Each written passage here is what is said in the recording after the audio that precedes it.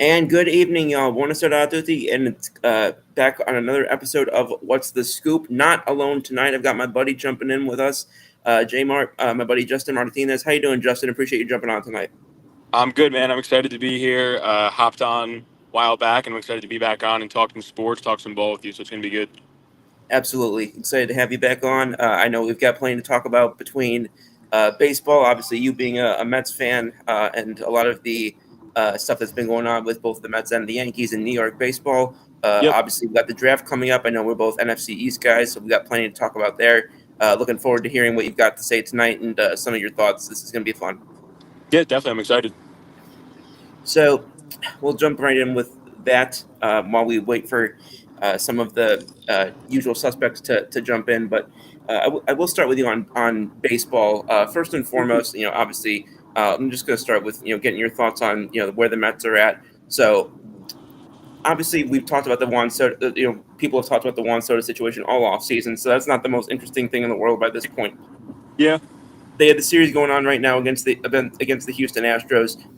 Just give me your general thoughts on not just what you've seen this first couple of games, but just how you see the team going this year. Like, what do you think some of their biggest assets that you're most excited to see, either areas of the team or players, and then what are some areas that you think maybe they could use some upgrades on?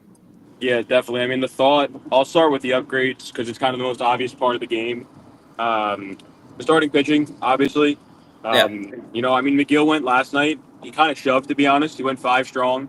Um, Clay Holmes kind of got hit pretty hard on opening day. I think he had 4 walks. But honestly, he had a really good spring training, and I think that's kind of like evident to show that he has the potential to do what I think the team is expecting him to do. But opening day start, all the pressure's on, and everyone knows it. Everyone's going to be watching that game more than any. I guarantee you viewership was up the most on that day. No one's watching right now, probably. No one's watching the night before. But I think starting pitching is definitely the area to grow and to get better on. I'm really hoping that if they're competitive around the deadline, they can go out and get an arm. I'm not really too sure, to be honest, on who that could be because they have, as of right now, a pretty good farm system, and I hope that they could use that to kind of segue into a good arm. Getting rid of Scherzer, getting rid of Verlander a couple years back at the deadline gave them, the possibility to do this. So I'm happy they did do that. Um, Talking about strengths, obviously the lineup, the 1 through 4, you could argue the 1 through 5 is probably one of the best in the league. You used to lead off with Lindor, who's somehow not a perennial all-star, but should be. Soto, obviously, in the 2, and then a combination of 3, 4, 5 of Vientos, Pete, and Nimmo. All great hitters. I sadly do have to say I think Vientos is the ultimate sophomore slump candidate. It's kind of hard to say anyone else but him because he hit 27 Jim Jacks last year and 100 change games. So it's kind of he's due to kind of fall off. But I do think that's something that a lot of people are slept on is the bullpen. I think the bullpen came out really strong last night for McGill. They went 4 strong. And there's a lot of arms in there that I think as people are saying, the Hefner and Stearns pitching lab is kind of coming out and showing what they could do with some arms. Last year we had Manaea kind of revive his career a little bit. Sevy just got paid to Oakland, Sacramento, whatever you want to call it. I'm going to call him Oakland. And he kind of revived his career as well. So I'm excited to see what the bullpen could do because the bullpen is something that is not talked about enough because obviously you have Eddie and then no one else. So I'm excited to right. see what the bullpen could do. It was amusing, just the way you ended that. Just then to hear the phrase Luis Severino getting paid by the Athletics just does not sound right to my ears because I'm still not used to the Athletics paying anybody. Yeah. Yep. But no, I agree. I'm looking forward to seeing what y'all bullpen can do. And you talked about Clay Holmes in the very beginning, so I'll just react on that real quick.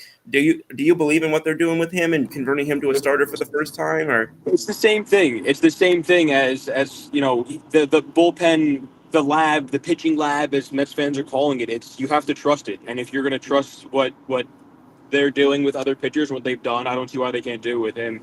Even if he comes out as a short term,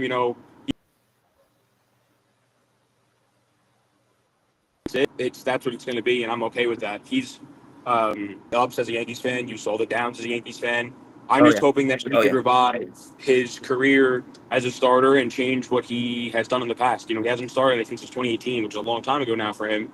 So I'm hoping that he could Right. he could do something with that. And you talked about wanting to upgrade the rotation.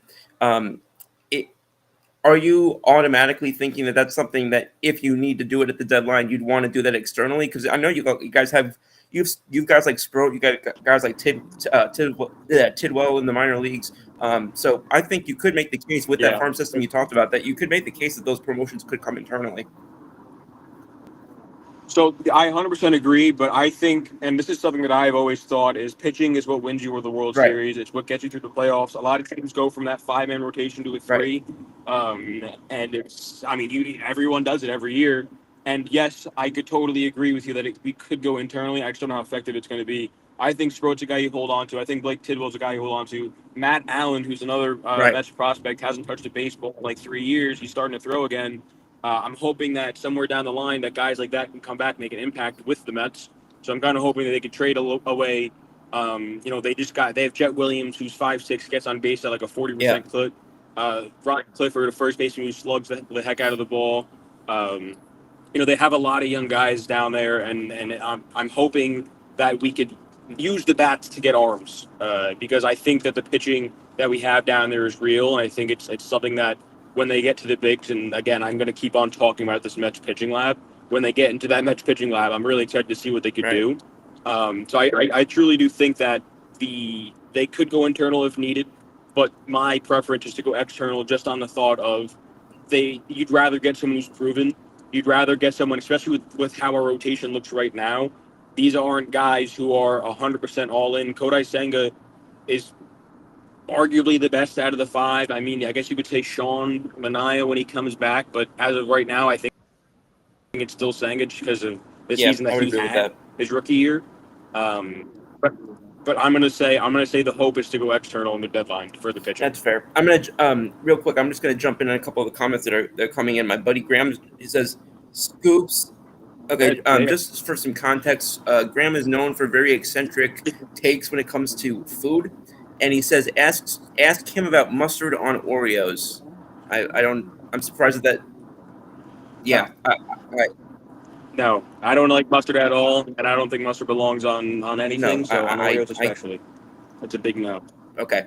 My buddy Kurt says, "What's up, Scoops? You like your Eagles offseason so far? Hope all is well. Hope all is well with you, Jenny Hoops, and Bo as well. Kurt, appreciate you jumping in. Um, I'm I'm cautiously happy with the Eagles offseason so far. I say that because obviously, when you lose a decent amount of players off of a team that had the success that they did, obviously you don't really know what you're going to get out of that. You got some guys who are another year older, which could be another level in their development, could also be, could also have some adverse effects for other guys. And then, of course, the biggest part of that is the draft, right? The biggest guys that Philly got last year in the offseason, aside from Saquon, were guys who came out of the draft. So I think it's too early to be. I think it's to be determined. I'm cautiously optimistic right now, but I mean, to quote the movie Draft Day, we live in a different world than we did 2 months ago. So the fact that this is not the same roster that they won the Super Bowl with, so can't look at it as the same team. And actually, that's a good way to pivot right now. This is a little earlier than I was planning on getting into it, but since we went this way, your Giants made a couple of interesting moves this past week. Made a couple of interesting moves this offseason at large. Let's jump in on the quarterbacks real quick because obviously that's the conversation that everybody's having, right? So you went from a quarterback room that had Tommy DeVito and Drew Lock, and you've got a quarterback room now that has Russell Wilson and Jameis Winston. I don't care if it's Russell Wilson and Jameis Winston when they have their AARP cards. That's a better QB room than you had last season. So, what are your thoughts on that right now? And does this change for you? Like, were you originally a guy who wanted to go quarterback on the third pick, and has this changed that for you at all? So my original thought going into the draft was Cam Ward, and if it's not Cam Ward, the best position of player available. I don't want Shador Sanders. He could be a really good quarterback, and I could be 100% wrong. But I'm kind of all in on that Yeah, Project Arch that I was talking to you about. I'm really hoping that this 1 year deal with Russ turns out to be a 1 year deal. When the Giants first got Jameis, I was like, awesome. We're going to have Jameis out there, have a really fun season, 17 games. We're going to win 3 of those games, and it's going to be really cool. So I'm all in. And then we got Russ, and I was like, okay, now we're gonna win maybe 6 games. So that's not really good because you get the crappier pick out of it. Um, but I think that it changes obviously the thought for everyone. Everyone's probably like, okay, there's almost no way they take a quarterback, and if they do, it's obviously going to be Shador because it's almost a lock that Cam Ward's either going 1-1 or 1-2, whatever it's going to be. Um, so I really hope that we do go position player, and I think that it's kind of hard to see because I know Abdul Carter is up there. I think I saw something a while back about like an injury that may hinder his career and something along those lines. But I think Travis Hunter is it's generational. You know, we haven't seen that forever, so I think that's Yeah. the segue to go to. At least I hope so. But obviously, I'm not in that room. I have no idea what they're going to do. That's just my That's been thought and my hope. surprising, and I'm glad you mentioned Hunter because, and that's surprising to me. But the last couple of weeks, like I feel like with more and more buzz that Tennessee would go Cam Ward one, and then these increasing reports that Cleveland loves Abdul Carter at number two, and I'm looking at like this is a guy that hasn't done, that's doing something that hasn't been done in 30 years, and we're talking about him potentially falling out of the top three. Like I just don't understand how that happens. It really doesn't make sense, and I think the best part about it as you know a GM or a team or more specifically a head coach is you kind of have the option to say where this guy's going to play. Like, hey, he looks kind Yeah, of weak out there, at receiver. Let's try him out at just DB. Or hey, he looks weak at receiver this week. He's not running his route. Let's just put him at DB this week. right. You have the total flexibility and something that's really never been done. It's not something that's very common. The last guy that we do know that has done that, and, at least at a clip that this guy might, is Dion. Yeah, And look what Dion did. Dion's wearing right. a gold jacket for a reason. So it's kind of, it's like you said, it's kind of hard to believe that he may even fall out of the top three. But as a Giants fan, I think us having the third pick, it'd be hilarious if we don't use it on him.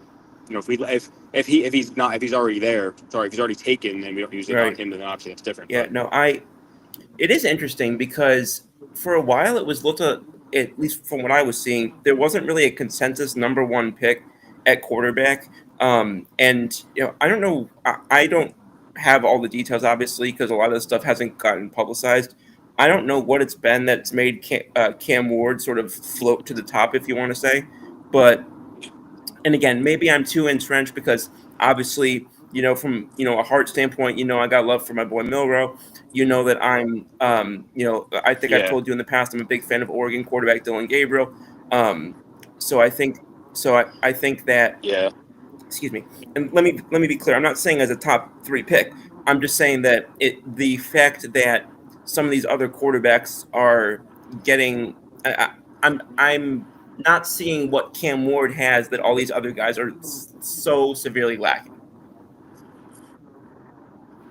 I mean, a lot of it, I think, equates. I mean, I can attest, and Yeah, I watched this game. I don't know who they were playing, but Cam Ward, it was late in the college season, and you could kind of tell, like, obviously Miami wasn't competitive in the college football playoffs right. at all. Obviously, they weren't involved. Um, but they were in their bowl game, I think it was, and I maybe it was late in the season. I don't even know if it was their bowl game, and Cam Ward got taken out in like the third quarter, and they were winning by like 30 or something like that. And the other team had came back, and um, I'm almost positive Cam Ward started getting loose on the sideline, and like right away, my friends and I were like, they're going to win this game. Like we were like, Cam Ward's going to come in and he's going to complete 5 passes, and it's going to be 80 yards in a minute, and it's going to be like that's it. We don't know. And at that point, I hadn't really watched anything of him. So I was like, why is that just a thought that comes into my head? And then obviously after the season, I kind of was able to watch some of his highlights and some of his clips. He just looks like a mature quarterback and he's young. And I think, talking about Dylan Gabriel and a lot of these other guys that come out of college now, like Stetson Bennett, for example, uh, it, they're all, I don't know, they're all going to stay in college for these 5, 6 year periods and they're going to go into the league. Like Lamar Jackson at one point was older than guys that were getting, or sorry, younger than guys that were getting Right. drafted out of college. And Lamar had already won an MVP at X age. So it's just, I think the age value is something that a lot of teams are kind of looking for. That's valid. Yeah, and I noticed earlier when I was talking about, and I name dropped two guys. I mentioned Milrow, and then I mentioned Dylan Gabriel. I got a sense from the kind of the reaction that you had to that you're not necessarily in lockstep with me on the Dylan Gabriel thing. I don't like Dylan Gabriel. Dylan Gabriel's, I think he's going to be, I think he's already 24. He Mhm. might be turning 25 soon. It's kind of the same thing.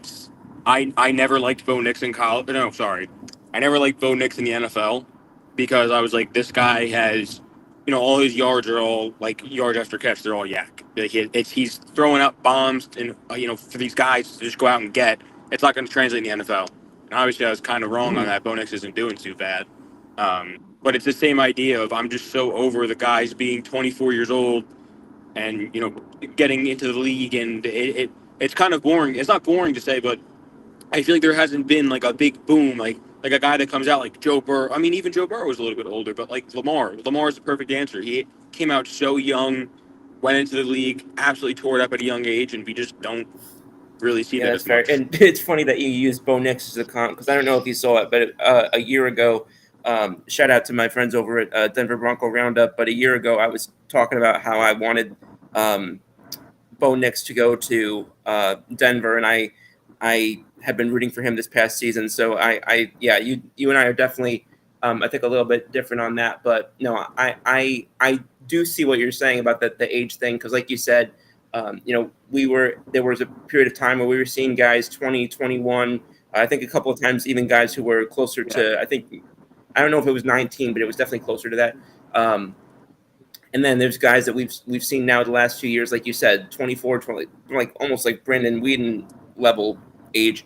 I think Brandon Whedon was the guy that yeah, I'm thinking of. yeah. Um, so definitely is a different animal. I'm not quite really sure now that I think of it. It's an interesting thought because I hadn't really even thought of like what the purpose is or what the reason was that led to that. But that is a good point.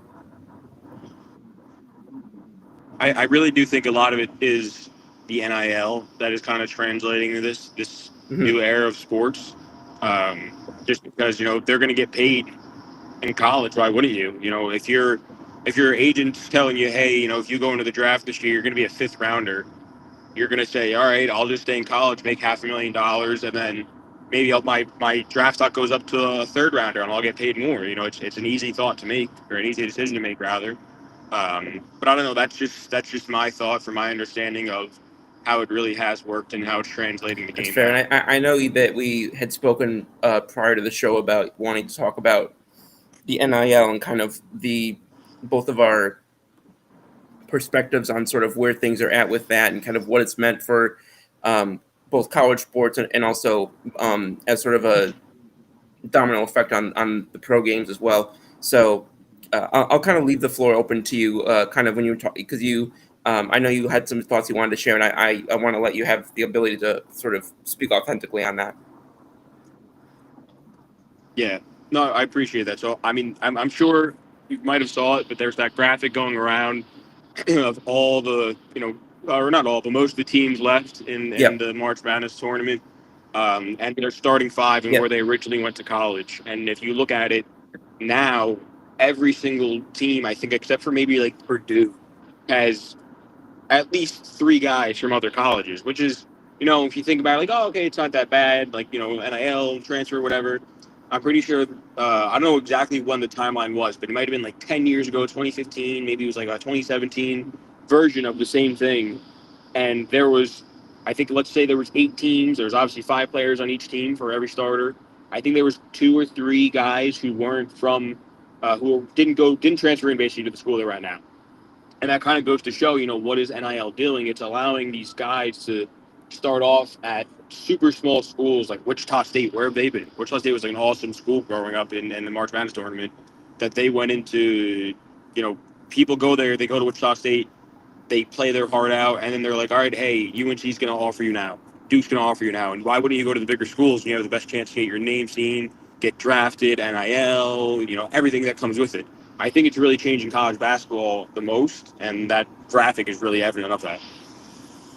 Yeah, I'm glad that you mentioned the college basketball side of things.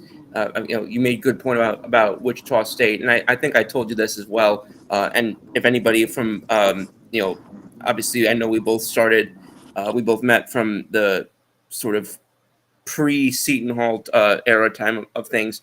But the friends of mine who will watch this show know that there's a big controversy the last couple of years with a former Seton Hall basketball player now playing for St. John's, Kadari Richmond, where basically it came out a couple weeks ago. Coach Pitino basically said if money was remotely equal, Kadari Richmond never would have left Seton Hall, and he definitely has been the target of significant ire from Pirate Nation as a result of that. And there's definitely been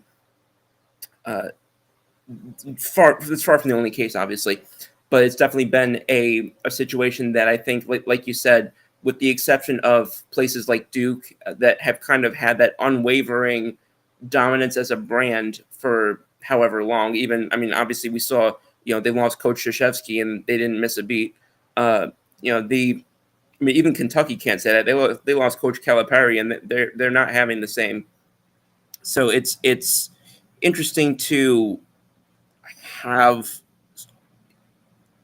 those conversations as to like how do you rectify that, because I think that the NIL had some good I think it had good intentions, and I think that there was legitimacy behind wanting players to share in some of the success of the school, from especially from from some of those standpoints of where the schools were making all this money.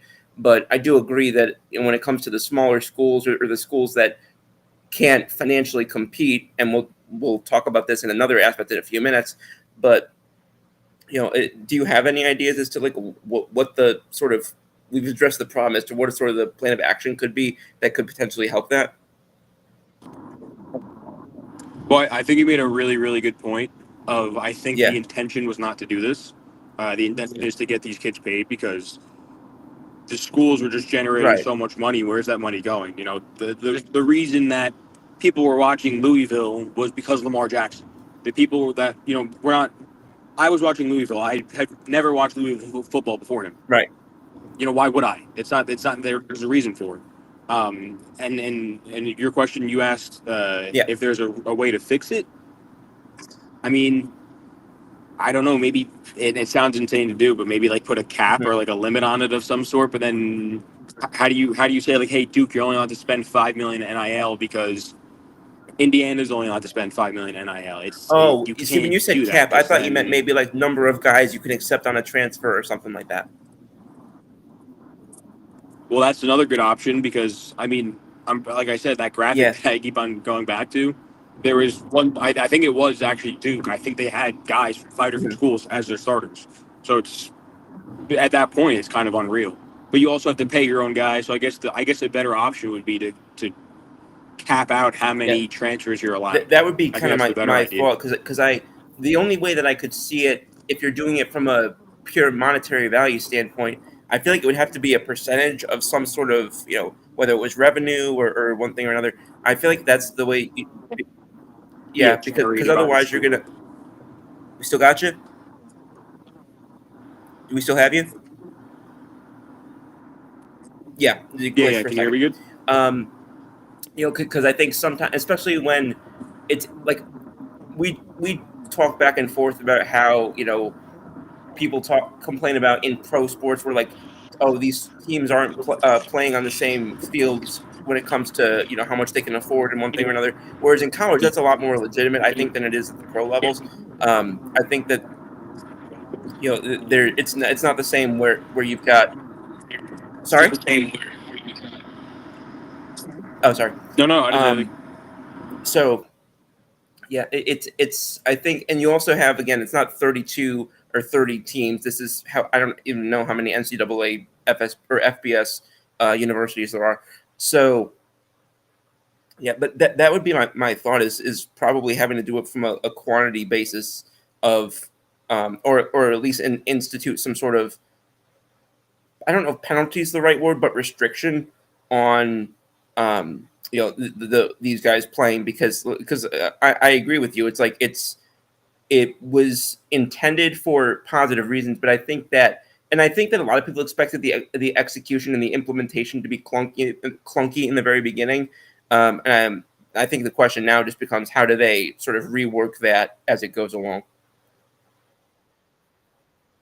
Well, I think, and I kind of, I didn't really plan on bringing this up, but Go for it. I guess it's a good segue. But it's the first couple of years of this thing. Like, it's not Right. you're going to have to test everything out, right? It's never been done before.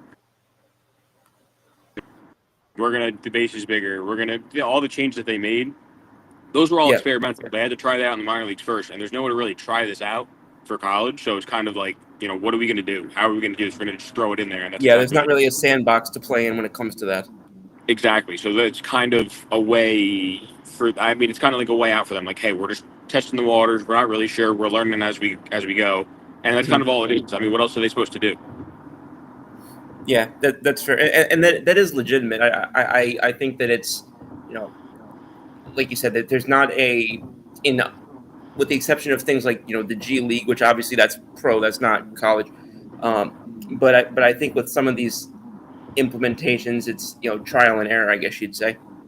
I think it 100% is, and that's exactly what is going on. And I think it was long overdue, and that's kind of why. And even if there was a way to test it, like I was just gonna say, it's long overdue to the point where it wouldn't even be worth the testing. We need to get these guys paid. There's too much money that they should have made in the past. I mean, Reggie Bush back then, Cam Newton, like all these guys were Jimmer Fredette, basketball wise. Like, there were just so many guys back then that were just making so much money for these people to not pay them. I mean, Reggie Bush. I mean, he went what almost 2 decades before he even got his reinstatement taken care of. Sorry, Sam. Scoop.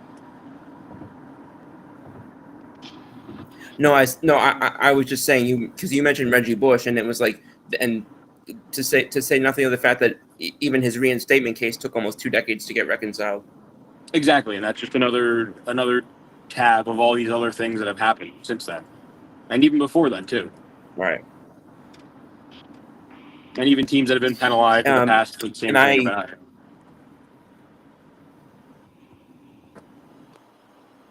Right. Sorry about that. I think there was a glitch there, but yeah, okay. I got what you were saying.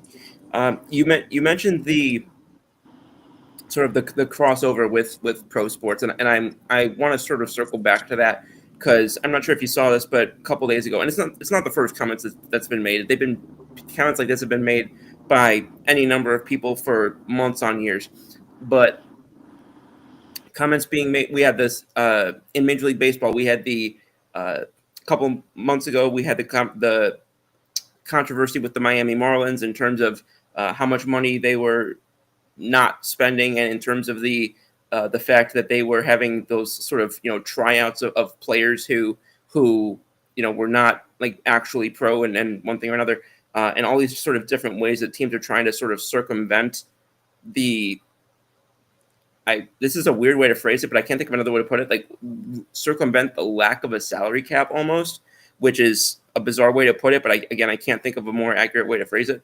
So, like, and I've seen people say, and obviously we all saw this offseason whether it was the Mets or the Dodgers, this is bad for baseball. This is bad for. Am I crazy on this? Because to me, what's bad for baseball is when you've got. Now, I looked this past week. The owner that has the least, in terms of pure net worth, the owner that has the least in Major League Baseball is Rob Castellini of the Cincinnati Reds, which is over $400 million. That's the least, and this obviously goes well up into the multiple billions.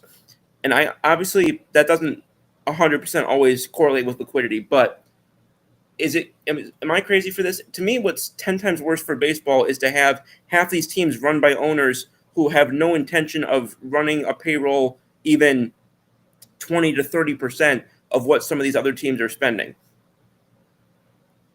Yeah, I think, and you had mentioned it before I had hopped on. I think you had talked about a salary cap and what baseball should do. They added the Steve Cohen tax and all this stuff. I honestly think the real issue is the salary floor or the lack of Right. one. I mean, like you said, the Reds owner is, and I don't know why, but I somehow knew that also. He has the lowest net worth out of all the owners. But I actually just saw something that they released numbers of how much teams spent of their revenue. The Mets led it, obviously, at 90%. They spent 90% of their revenue Yeah. back into the team. The Marlins were the very last team at like 37 or Yeah, it doesn't 27%. surprise me. And I think that's an issue. That I think that's something that a team should be able to track and say, okay, that's one number or metric that you say, hey, you need to spend at least 55 because that's the league average. Mhm. Like, you need to be at least the average, right? Mhm. And I think that's more than fair because obviously you're getting the where they're their entire fan base where they were going to the stadium to protest, as opposed to not Right. going to the games that most people usually do. Right. Now, the I was looking earlier, and I was looking at not this season, but the money that projects in terms of how much teams have allocated for years beyond 2025. I'm Yeah, not kidding. There, about almost half the league was tracking like 20, 30, 40 million combined for future allocations beyond next season. And again, I understand that some of those teams are going to run up those numbers with free agency and extensions and what have you. And I understand that. I understand that that's not how it's going to stay. But it's some of these same teams consistently over and over. I mean, at least, and I've said a lot of things critical of athletics ownership and Jeff Fisher. At least to their credit, they've been spending money recently, which has been to the shock of almost everybody in baseball.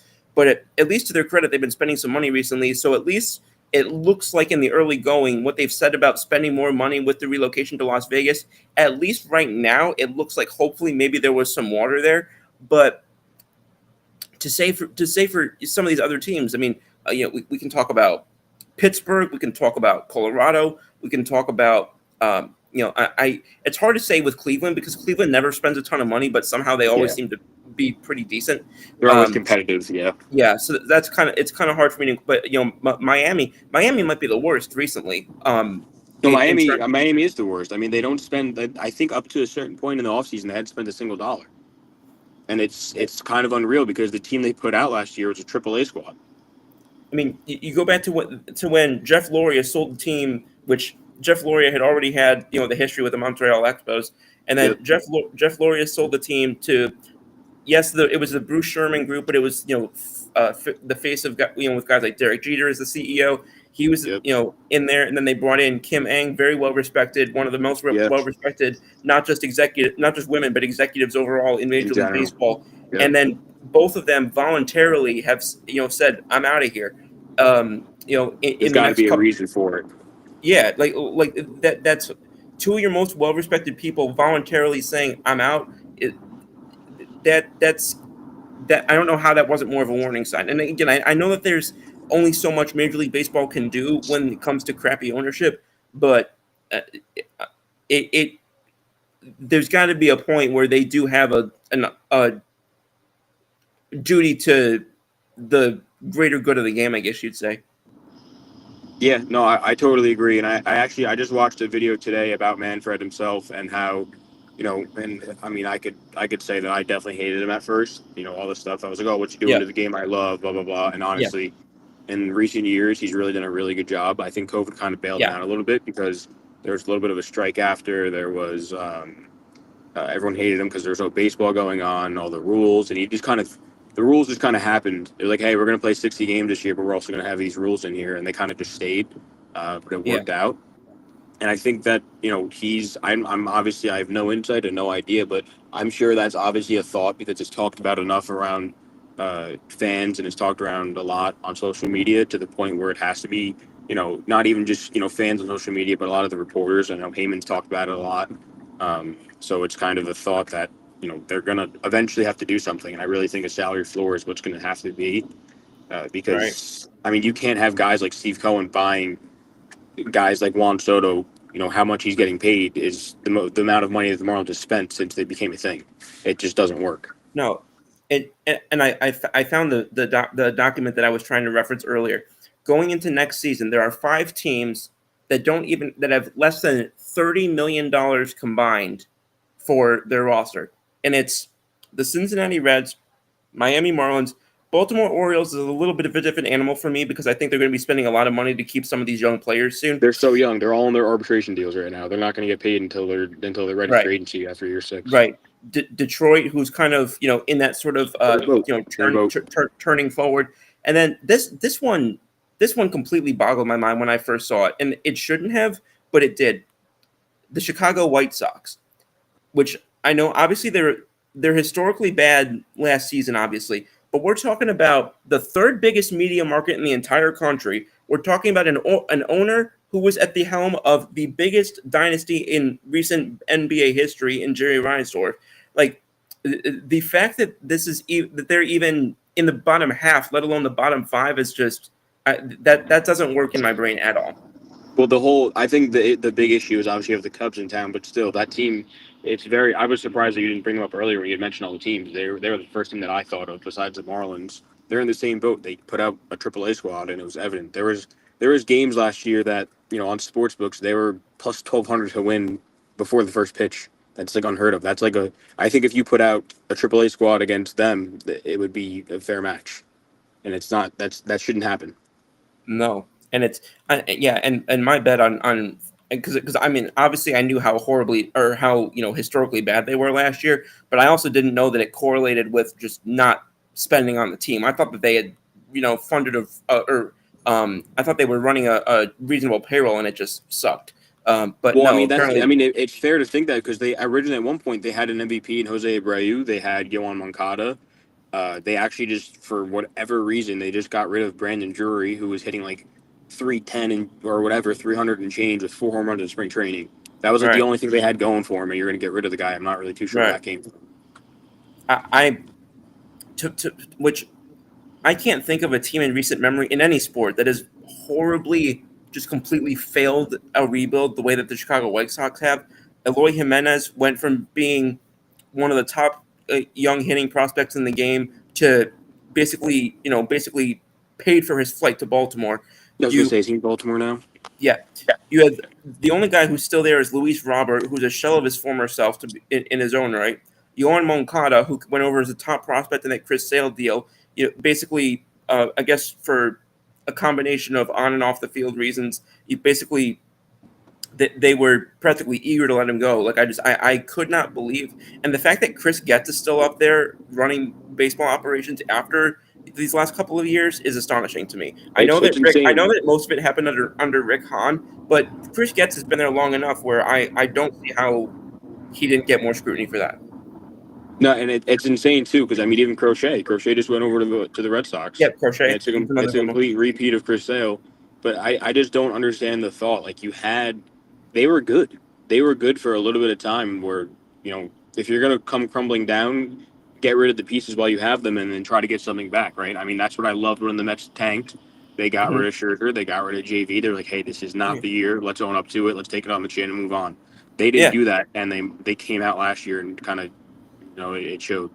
And I said back then, I respected Steve Cohen for having the balls to just go and say, look, this is where we're at right now. It's not going to be pretty, but it's in the best interest of, and to kind of shared some insight as to what the vision was instead of just, this political speak that owners, tend to put forward when they're, We're when going to they're win it making, all this year, no matter yeah, what. Like that's not a realistic thought to have, and especially in baseball where injuries plague teams and it could yeah, tank a season. One guy gets hurt. If Bryce Harper gets hurt for the Phillies, you can almost guarantee that entire team's morale is tanked, and right. that's what it is.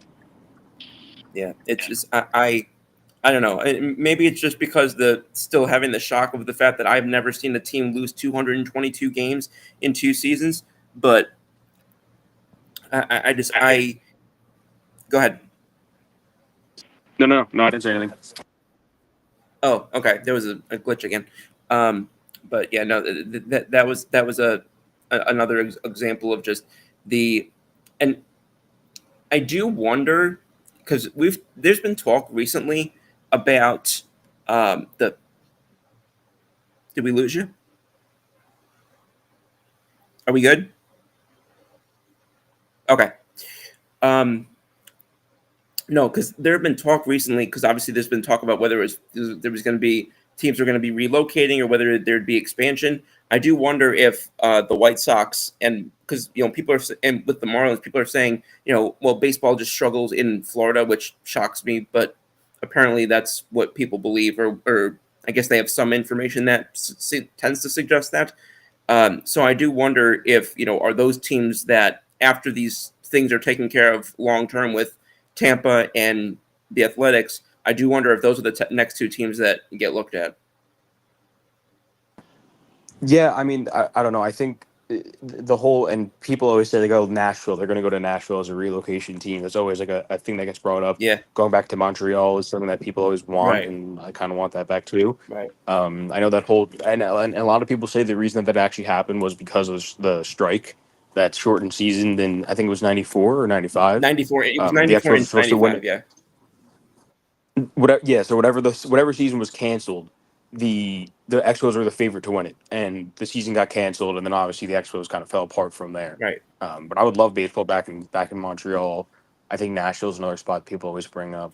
Yeah, that's been kind of But who considered. knows? Sorry, that's been kind of considered the favorite for a while. I spoke to somebody yesterday about that who's got some connections to like there's a group that's trying to bring best the Nashville Stars to Major League Baseball as the club name, and I spoke to somebody yesterday who's got connection to there, and I mean, I am hopeful because as I've also just been to Nashville. I just love the city. I think a team there would be great.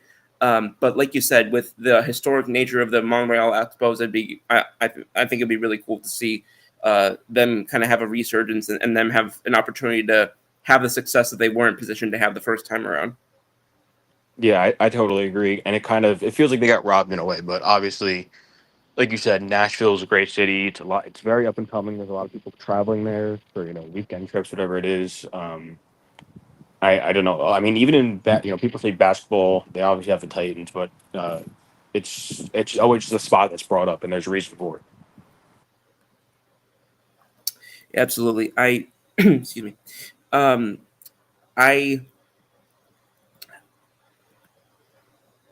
the because there's talk because we talk about all these different components, and one of the things that kind of ties it all together is the sort of consistent speculation or belief, whatever you want to say, that baseball's heading for another lockout or strike or whatever at the end of 2026.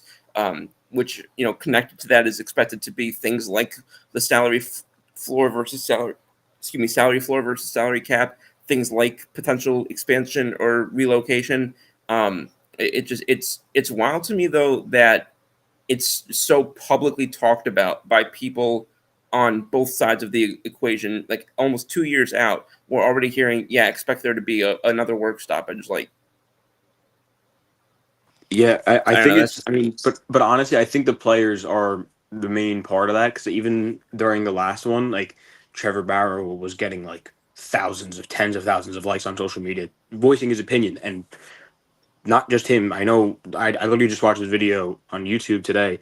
Ian Happ was voicing his opinion, and he was very stern about it. Bryce Harper, all these big guys in different markets were voicing their opinion of let us play, like get us back in there, like pretty yeah. much bashing the commissioner. And I think that's a reason that these guys are going through it again of like, hey, we want to play ball, let us play ball, bring us back, just settle the debates, between the player association and obviously the owners. Yeah. The excuse me. I remember it wasn't related to the last work stoppage, but it was in I want to say it was 2023. It was like before it became official, but it was when everything was trending toward the Athletics relocation from Yeah. Oakland to Vegas, and now obviously the interim being Sacramento. But Trevor May was probably one of the most vocal ones who went publicly on his, I don't know if it was a podcast or show or what it was, but he was one who I know has also taken a pretty strong stance when it comes to players' issues as well. I don't know if he's got specific like influence within MLBPA from an official standpoint, but I do know that he was somebody who had gotten a lot of support for some of his stances that he was taking, particularly on that issue of the athletics relocation.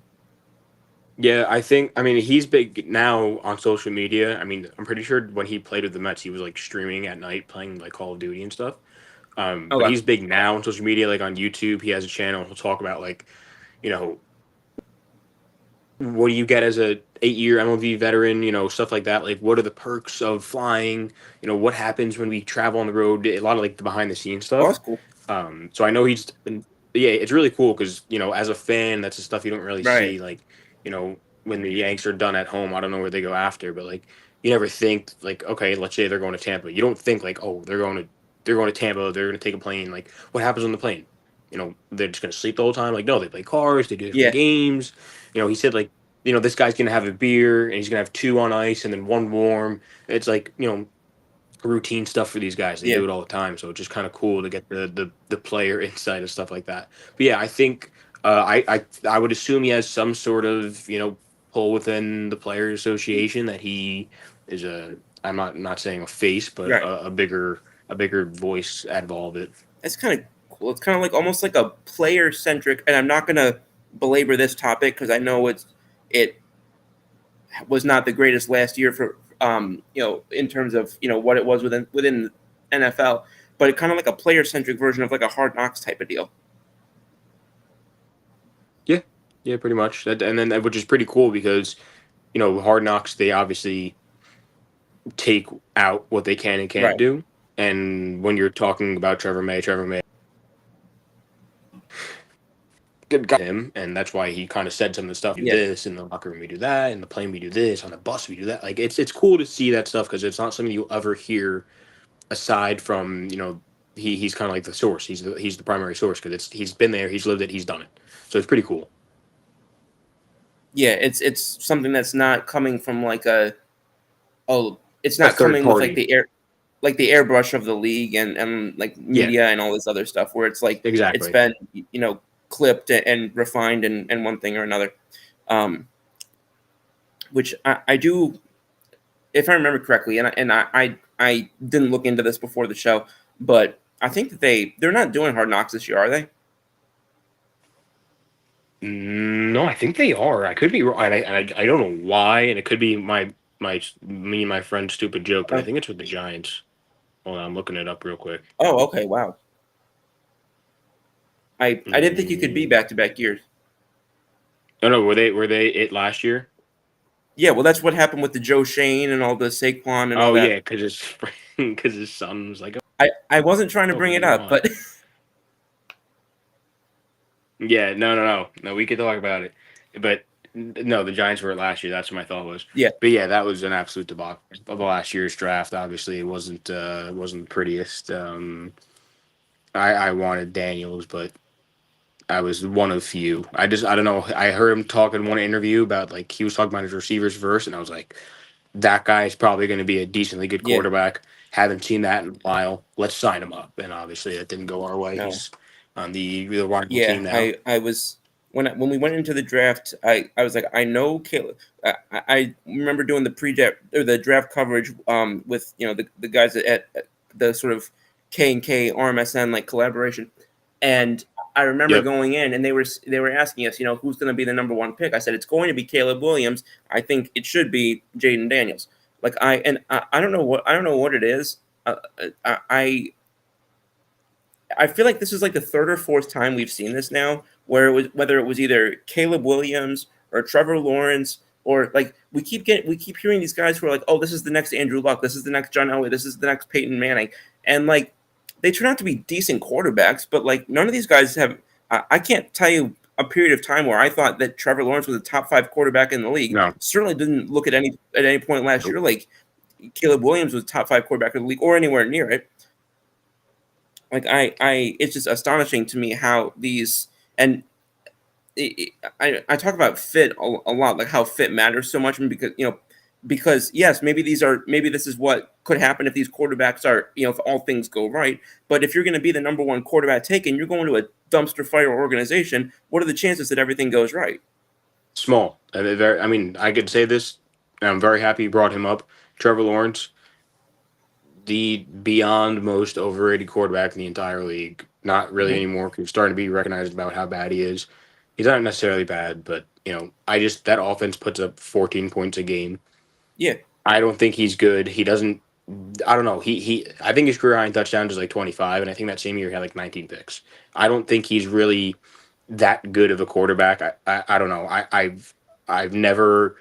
I watched him throughout high school on Hmm. I think it was called Elite 11.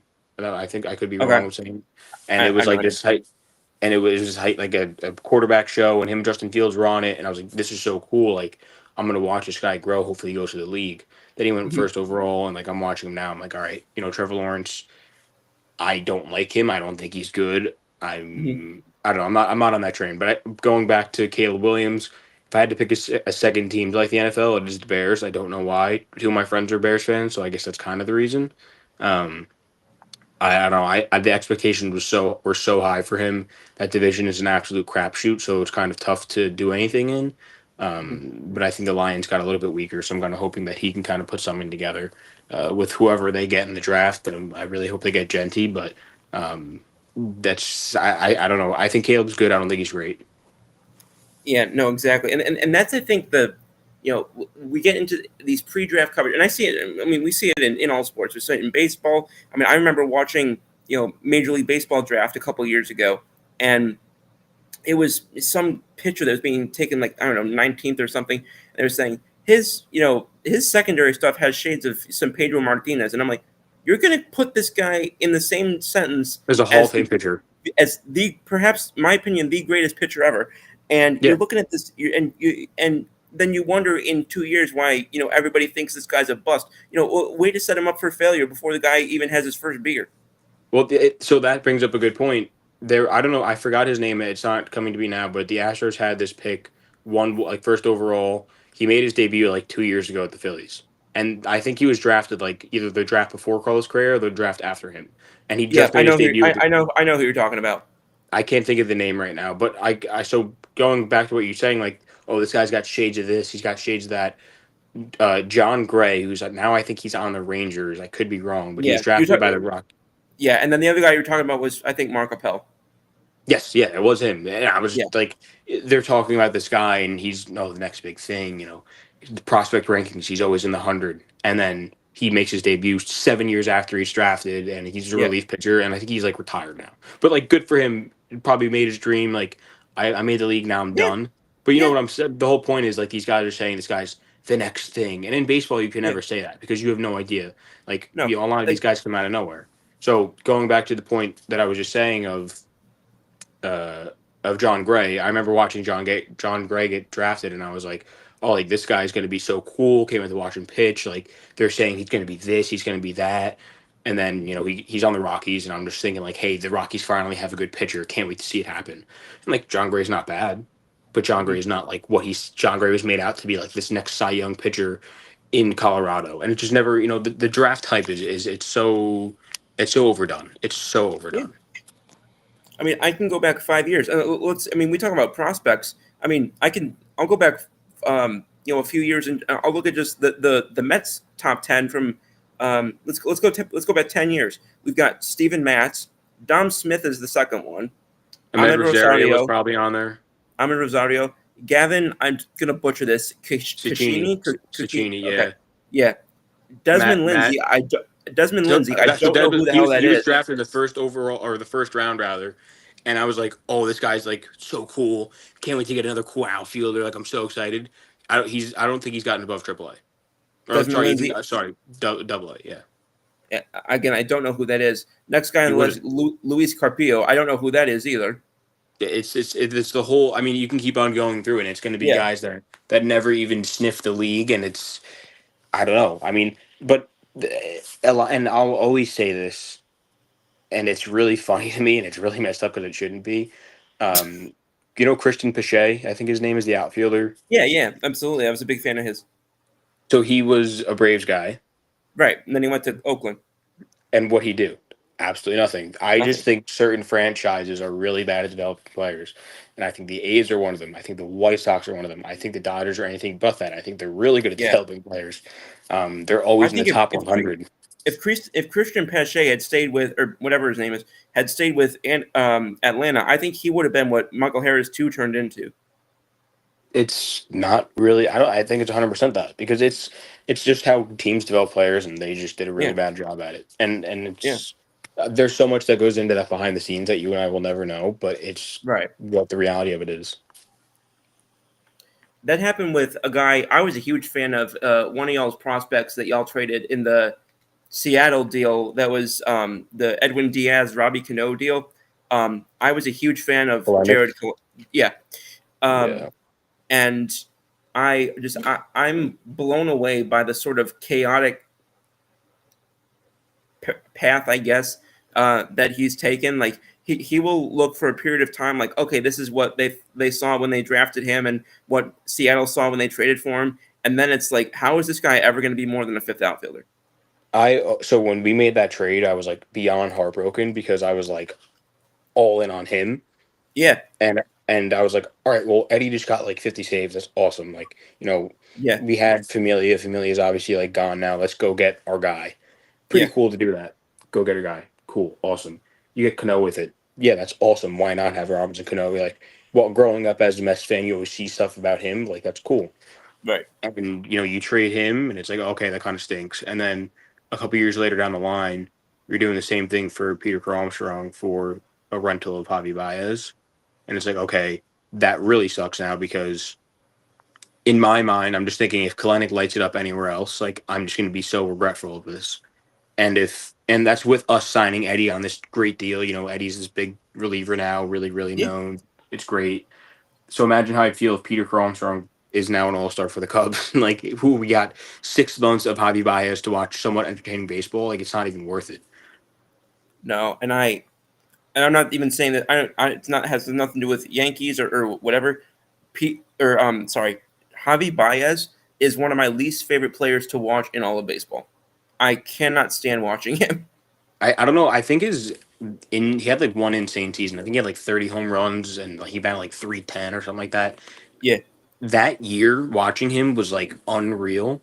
And then every year after that, or pretty much after he left us actually, and even with us, like, well, it's hard to say with us because I was like watching him as a Mets fan. It was awesome. But right, as an outside fan, you're just watching him like pray he touches the ball with his barrel. And if he doesn't, it exactly. just looks like a buffoon. No, exactly. He because he was a solid defender for a while. I'm not gonna say he's bad now, but like his plate and discipline, it Oh, it's reminded me terrible. of. I don't know if you ever watched. I don't know how much Yankees you ever watched at any point, but do you know the name Miguel Andujar?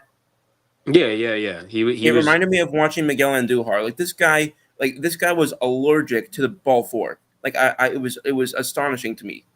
but that's the type of like I mean, and I'll say this too. Like Todd Frazier would get into a mode where like he literally said it like before the pitcher throws the ball, like I know I'm swinging. I don't care where it is. I think Yeah, Javi Baez was in that mode, like stepping yeah. into the box until he left that box. I Do you watch NBA? Not as much as I used to. Okay, it's just the mentality of just like playing with your hair on fire. It reminds me so much of Russell Westbrook, where like when the results are good, they're It's very good. explosive. It's so explosive. Yeah. It's one of the best things you can see. But if you're watching and it's not all clicking together, it looks like you're watching a car imploding on itself in slow motion. That is probably the weirdest accurate comparison in Javi Baez and Russell Westbrook. Like that, I don't know why that makes sense, but that does because I'm thinking about it. Like, yeah, I've seen Russell shoot 4 for 25, but I've also Yeah, seen him shoot like a 40-point triple double. You know what I yeah. mean? It's I No, but it just I remember watching him when because he was now he's with Detroit, but because I remember when he was with Chicago, it was always one of two guys. Chicago the Cubs had Javi Baez and Kyle Schwarber, and I swear every single week one of those two guys was reported to be close to being traded to the Yankees. It was like the Cliff Lee of the 2010s, and I I was didn't I even know was that. Kyle Schwarber in particular, and it was just like and in retrospect, looking at how things played out, I'm like, thank God, because the last thing that this team needed was another guy with no plate discipline. And hello, I love Schwarber. I'm a Mets fan saying that. I love Kyle Schwarber. oh, I was talking about Baez, not Schwarber in that case, Yeah, yeah, but yeah. The Baez is totally different. yeah, but no, I think Schwarber was one of those guys who they saw his swing as playing well at the stadium, which makes It'd sense. do more than that. It would do more than playing well. No, I know, but I think that that's probably like where it originated from. But then Yeah. I look at where like he's gotten like the I don't know, the Phillies just have a roster where they look like, and I know they went to the World Series a couple years ago, but they just every year for most of the past 15 years, not all of it, because obviously they had 3 years where they were terrible, but for the last 15 years, you look at the players that they've had, the fact that they've never won even one World Series with the collection of players that they've had just is really hard to believe. It's insane. It's actually insane. I really thought that going. I don't know. I mean, Bryce Harper. the clutch, right? One of the best Right. guys to have in any spot. Yeah. Kyle Schwarber, proven, done it before. One of the best leadoff postseason hitters of all time.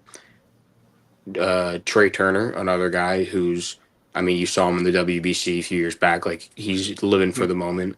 I mean, Bomer's not bad. I absolutely hate him as a Mets fan, but he's not bad. The Who are entire you saying? rotation, Alec Bohm, Oh, Alabama. Okay. the entire rotation, JT Realmuto, that bullpen last Zach year, Wheeler.